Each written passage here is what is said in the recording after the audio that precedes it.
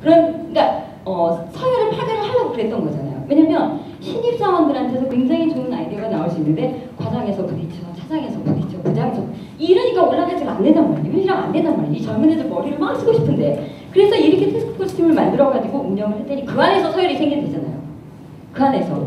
그래서 요즘에는 과장 이상급 뺀대요. 그래가지고 신입사원들만 팀을 이렇게 만들어준대요.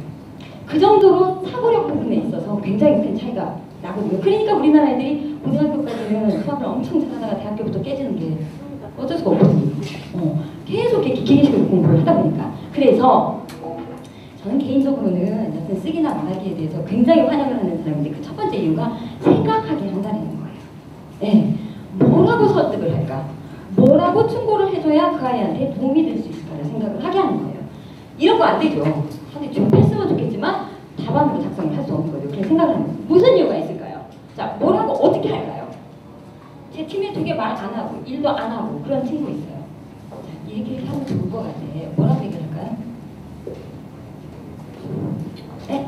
친구한테 솔직하게 그렇죠. 대화를 해봐.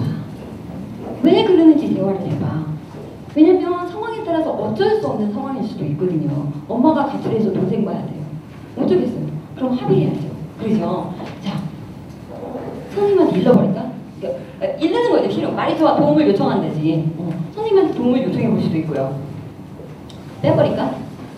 자, 답안을 써야 돼요. 뭐가 적절할까요? 저 두 개 하고 답안 쓰면 돼요. 이게 본론이 되는 거예요.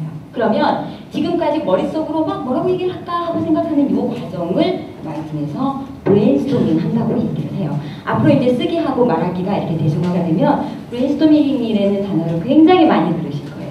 계속 생각해내는 거. 아무거나 생각해내는 거. 그래 주제 없는 거는 상관없는 거는 나중에 다 빼버리면 되는 거거든요. 이렇게 해서 브레인스토밍을 하는 거예요. 그 다음에 이렇게 생각을 막 해야 되는 두 개를 빼고 두 개를 남겼단 말이죠. 그럼 이 두 개를 가지고 그래 개요를 잡는 거예요. 서론은 뭘 쓰고 본론은 뭘 쓰고 결론은 뭘 쓸까를 생각을 하는 거예요. 서론은 뭐였었냐면 문제가 뭐였었냐면 뺀질거리는 애가 있어요. 어떡할까요? 이게 서론이었던 거예요. 그럼 본론 첫 번째는 자 이렇게 해봐. 대화를 해봐. 어쩔 수 없으면 합의를 해야지. 일주일에 2번만 도와줘? 그러든지 아니면 하루에 1시간만 도와줘? 그러든지 합의를 해야죠. 두 번째 선생님한테 요청을 하든지. 결론 앞으로 모든 활동 계속 할 것 같은데 이번 일이 너한테 굉장히 좋은 기회가 됐으면 좋겠어. 자 이게 아웃라인이에요. 모든 서술형 답안은 이렇게 써야 되는 거예요. 말하기도 그렇고 쓰기도 그렇고. 그런데 우리나라는 대학교 졸업할 때까지 이 리포트 쓰는 양식을 한 번도 배워본 적이 없잖아요. 서론을 어떻게 써야 되고 본론을 어떻게 써야 되고 이런 부분들. 근데 얘네는 초등학교 1학년 때부터 이걸 배워서 대학교까지 졸업을 하잖아요. 그러니까 되게 사고가 논리적인 거예요. 그 생각을 되게 많이 하는 거예요. 그럴 수밖에 없는 거예요. 그 내용이 그러니까 10년 동안 계속 그 훈련만 받고 자랐는데 계속 새로운 거 생각해내는 것만 훈련을 받고 자랐으니까. 그래서 쓰기를 이렇게 브레인스토밍을 하고 이렇게 그래 개요를 짜서 1분 동안 이 내용을 아주 클리어하게 발표를 하면 되는 거예요. 발음 안 좋아도 되고요. 그리고 그렇게 이렇게 유창하게 막 그 헬파이들처럼 그렇게 안 해도 돼요. 중요한 건 뭐냐면 시간에 필요한 서론, 본론, 결론, 뼈대가 다 들어가 있어야 되고 그 다음에 채점자가 얘가 뭔 얘기 하는구나 알 수 있을 정도의 발음이면 돼요.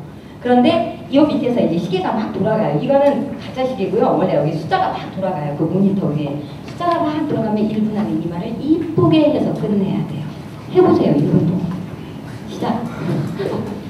이거 하다 보면요 50초에도 끝나고 40초에도 끝나고 다 안 끝났는데 땡 하고 멎어버리고 그러게 돼요. 그래서 훈련이 굉장히 많이 필요한 거예요. 이게 해외파가 유리하죠. 아무래도 유리하긴 하지만 준비 안 하고 막바로 마이크 잡는다고 해서 점수 절대로 안 나와요. 이 양식이 토플하고 똑같아요. 토플 말하기도 이렇게 시험 봐요. 45초 준비하고 1분 동안 말하는 거. 거기도 똑같이 서론, 본론, 결론 이 훈련을 계속 하는 거예요. 쓰기 마찬가지예요. 자, 쓰기는 이렇게 생긴 문제, 이런 문제도 있고 이런 문제도 있어요. 이 문제를 설명을 드릴게요.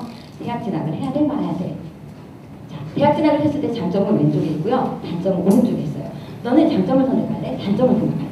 그래서 장점을 생각했으면 왜 장점이 많은지를 여기다 쓰고 단점이 많다라고 생각을 했으면 왜 단점이 많은지를 여기다가 써봐 해서 자기 생각을 집어넣어서 라이팅을 쓰는 거예요. 그런데 제가 뭐라고 말씀드렸냐면 쓰기나 말하기나 서론, 본론, 결론.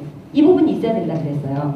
자, 여기도 마찬가지로 서론은 자, 네가 알아서 써. 그리고 안 줬어요. 본론 첫 번째는 자, 새로운 경험을 많이 얻을 수 있으니까 줬어요. 본론 두 번째는 자, 지식을 많이 쌓을 수 있잖아. 줬어요. 세 번째는 빈칸 놔뒀어요. 그러면 네 생각에 쓰라는 얘기예요. 그 다음에 결론 부분 또 안 줬어요. 그럼 결론은 내 생각을 써야 돼요. 그러면 서론 하나, 본론 1, 2, 3, 결론 하나, 5개를 써야 되는데 그 중에서 본론 1하고 2는 준 거예요. 문제에서. 그러면 나머지를 채워서 내 에세이를 쓰라는 얘기예요. 80자에서 120자로. 그럼 제일 먼저 뭐 해야 된다고요? 브레인스토밍을 해야 된다고요. 네, 머리로 생각을 해야 된다고요. 대학 입학의 장점. 자, 1번은 새로운 경험 문제에서 줬고요. 2번은 지적 활동을 할 수 있다. 그래서 지식을 축적할 수 있다. 이게 2번 됐어요. 3번 생각해 보세요. 하나만 더. 많은 사람을 사귈 수 있죠. 그렇죠. 인간관계를 굉장히 폭넓게 가져갈 수 있어요. 여자친구 많이 만나면 술도 왕창 먹을 수 있어요. 그럴 수 있죠. 폭넓은 인간관계를 가질 수 있어요. 배낭여행도 하고 연수도 가고 알바도 하고 포장마차도 한번 운영을 해보고 많은 그 재밌는 일들을 할 수 있을 것 같아요. 그런데 하나만 써야 되잖아요. 본론 3번 하나 남았잖아요. 뭐 선택할까요? 여자친구는 아니겠죠. 그렇죠. 이건 어떨까요? 이걸 썼을 때 무슨 일이 일어날까요? 네? 1번하고 겹쳐요. 그쵸? 그래서 논리가 안 맞아요. 중복이 되는 거예요. 그래서 논리적 사고가 필요한 거예요. 그래서 이거밖에는 갈 게 없는 거예요. 아까 그 폭넓은 인간관계. 네, 그래서 브레인스토밍 한 다음에 아웃라인 하라 그랬죠? 그래서 그래 계획을 잡는 거예요. 자, 서론. 유리한 점이 많습니다. 저는 유리한 쪽을 선택을 한 거예요. 자, 본론 1 아까 뭐 나왔었죠? 새로운 경험. 두 번째. 지적 충족감. 그 다음에 세 번째는 인간관계. 이렇게 해서 살을 붙여서 경험을 쓰거나 예를 쓰거나 이렇게 살을 붙여서 본론을 만들어내는 거예요. 결론. 정기적으로 많은 생각을 하게 될 거고 많은 경험을 하게 될 거고 폭넓은 인간관계를 가지게 될 거기 때문에 대학에 진학하는 게 좋을 것 같습니다. 이렇게 에세이를 마치는 거예요. 그래서 이 아웃라인을요 시간이 30분으로 정해져 있는데 이걸 브레인스토밍을 열심히 그림을 그려서 하고 아웃라인을 서로 뭘 쓰고 이거 쓸 시간 없어요. 저는 여기다 이렇게 이쁘게 써가지고 왔는데요. 그냥 단어 하나씩 아까 보셨죠? experience, knowledge, 아니면 relationship 하나씩만 딱 why 띠디디디디 이거 보고 타이핑을 막 해서 에세이를 써야 되는 거예요. 라이팅을 해야 되는 거예요. 그래서 제가 자 이거 모니터예요. 컴퓨터에서 시험 보는 거니까 이 모니터 안에 문제가 이렇게 떴어요. 그리고 여기다가 답을 쓰는 거예요. 아까 만들어놓은 글의 개요. 즉 아웃라인을 보고 뜨뜨뜨뜨뜨뜨뜨 막 해야 되는 거예요. 제가 여기까지 그냥 자, 첫째 자 대학을 진학을 하게 되면 너는 그 순간 인생에서 굉장히 중요한 보물 상자 하나를 얻게 되는 셈이 될 거다. 왜냐하면 첫째까지 제가 썼거든요. 근데 여기까지가 35자예요. 여기까지가. 그럼 여기서 80에서 120자까지 쓰라고 그랬는데 80에서 120자까지 쓰라고 그랬는데 요만큼이 32단어면 이거 3배 내지는 4배까지 가야 된다는 얘기예요. 아시겠죠? 그러니까 완전 거의 완전한 에세이 한 편을 써야 되는 거예요. 되셨죠? 쓰기 어떻게 보는지. 자, 전체적으로 묶어서 설명을 드리면요. 0평은요, 2급하고 3급하고 두 가지가 있어요. 제가 지금 보여드린 문제는 2급이에요. 그러면 3급은 뭐냐면요. 전문대학 아이들, 그 다음에 농어촌 특별전형 있잖아요. 그 아이들은 3급 볼 수 있어요. 2급을 받아도 되고 3급을 봐도 돼요. 고등학교 3학년이 되면 1년에 2번 볼 수 있는 기회가 있거든요. 2급만 2번 봐도 되고요. 2급 한 번, 3급 한 번요. 3급 한 번, 2급 한 번 봐도 되고요. 3급만 2번을 봐도 돼요. 그리고 평가는 듣기, 쓰기, 읽기, 말하기가 다 이렇게 평가가 돼요. A, B, C, F 이렇게 평가가 돼요. 그러면 아마 어머님들이 우리 애기가 여기를 갔으면 좋겠다라고 생각하는 대학 정도면 2급의 영역별로 A를 지원 자격으로 둘 수 있다는 거예요. 아마 이렇게 두겠죠? 그러겠죠? 네. 3급으로 A 맞아갖고 와라? 그렇지는 않겠죠? 네. 그래서 제가 2급을 보여드린 거고 아마 이렇게 채점이 될 것 같습니다. 자, 언제 시행이 되느냐면요. 지금 고등학교 3학년 아이들이 2012학년도 입학을 준비하고 있는 애들이에요. 지금 고등학교 3학년 아이들은 그냥 수능 준비하면 돼요. 아까 보셨던 그 시험지 준비하면 되고요. 그 다음에 고등학교 2학년부터는 달라져요. 수능을 바꿔요. 그래서 지금 고등학교 2학년 아이들은 수능을 어떻게 준비를 해야 되느냐면 지금 수능은요 50문제 중에서 듣기가 17문제예요. 1번부터 17번까지. 근데 수능 바뀌는 수능은요 1번부터 25번까지가 듣기예요. 50문제 중에서. 그럼 몇 %예요? 50%예요. 그러니까 듣기하고 독해를 50대 50% 가게 되는 얘기예요. 왜냐면 영평이 수능이 대체가 되는 때가 중학교 2학년 아이들의 대입을 준비하는 때거든요. 그런데 이거는 내년에 확정이 돼요. 공청회에서 발표를 한 것까지는 이거는 일정표고요. 이렇게 갈 거다는 일정표고요. 확정적으로 도장을 꽝 찍는 거는 내년이에요. 왜냐면 국가가 이거를 감당할 수 있는 준비가 돼 있어야 되는 거예요. 돼 있다라고 판단이 되면 딱 시작을 할 거고요. 아니면 1, 2년 정도 더 보류될 수도 있어요. 왜냐면 한 해에 수능을 보는 인구가 60만 명이에요. 그럼 1년에 2번씩 보면 120만 명이 시험을 봐야 되는 거잖아요. 그러잖아요. 컴퓨터로 봐야 되잖아요. 120만 대를 누가 됩니까? 그 채점을 누가 답니까? 쓰기 바랍니다. 채점을. 그래서 한 번 볼 때 5만 명씩 볼 수 있는 인프라를 구축을 해야 되는 거예요. 그런 것도 그렇고 그 다음에 또 하나는 학교 현장에서 충분히 저거를 감당할 수 있다라고 판단이 되면 딱 도장을 찍을 거예요. 지금 계획은 이래요. 그래서 여기 있는 수능하고 그 다음에 연평하고 여기 한 3년 정도 시간을 벌게 되는 얘기예요. 왜냐면 시험의 형태나 내용이 너무 많이 다르기 때문에 준비할 것도 너무 많고 또 수험생들이 준비할 수 있는 시간을 벌게 되는 얘기예요.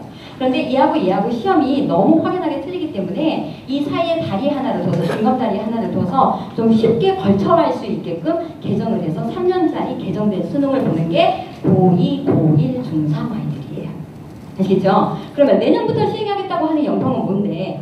자, 내년부터도 봐요. 1년에 2번씩 고3 아이들이 봐요. 그런데 얘하고 자, 대입은 얘로 준비해야 되잖아요. 그런데 얘도 보겠다는 얘기잖아요. 그러면 얘네는 고2, 고1, 중3 애들은 시험을 계속 2번씩 보라고요? 그게 아니고요.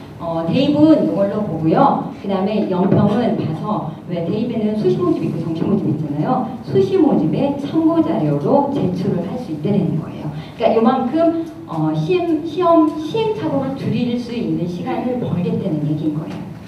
아시겠죠? 자, 여러 가지를 한번 비교를 해드릴게요. 토플하고 탭스하고 수능하고 연평하고. 왼쪽에 보면 듣기, 읽기, 쓰기, 말하기, 문법, 어휘 이렇게 있어요. 토플은 듣기, 쓰기, 읽기, 말하기 잘해요. 탭스는 이렇게 봐요. 듣기하고 읽기가 400점, 400점이고요. 그 다음에 문법하고 어휘가 100점, 100점이에요. 그래서 탭스는 원래는 1000점 만점인데 실은 990점 만점이에요. 그런데 워낙에 이 두 개의 비중이 크기 때문에 얘는 거의 없는 거, 얘도 제법 크네요. 막상 시험 보면. 얘의 시험이 없기 때문에 없어지는 거예요. 탭스는. 원래 탭스도 우리나라에서 해외 영어 시장의 의존도를 줄이기 위해서 원래는 만들었어요. 그런데 국제적으로 인정을 못 받는다고요. 탭스가. 그래서 없어지는 거예요. 그리고 새로운 영평이 나오는 거예요. 수능은 말씀드린 것처럼 읽기하고 듣기고요. 그 다음에 연평은 듣기, 쓰기, 읽기, 말하기가 되는 거예요. 형태가 뭐하고 똑같아요? 토플하고 똑같아요. 그래서 초기에 한국형 토플이라고 얘기를 했던 거예요. 거의 유사해요. 시험 치르는 방식도 유사하고요. 시험 내용도 수능이나 탭스보다는 토플 쪽에 훨씬 가까워요. 네, 그 토플 문제나 독해 문제도 장난이 아니게 어렵거든요. 이게 단어만 어려운 게 아니라 수능처럼 찍기가 안 먹혀요. 토플은. 그러니까 예를 들어서 수능은 자 다음 글 뒤에 이어질 내용은 그러면 뒤에 있는 단어만 찾으면 답이 나와요. 그렇게 테크니컬하게 먹히는 부분들이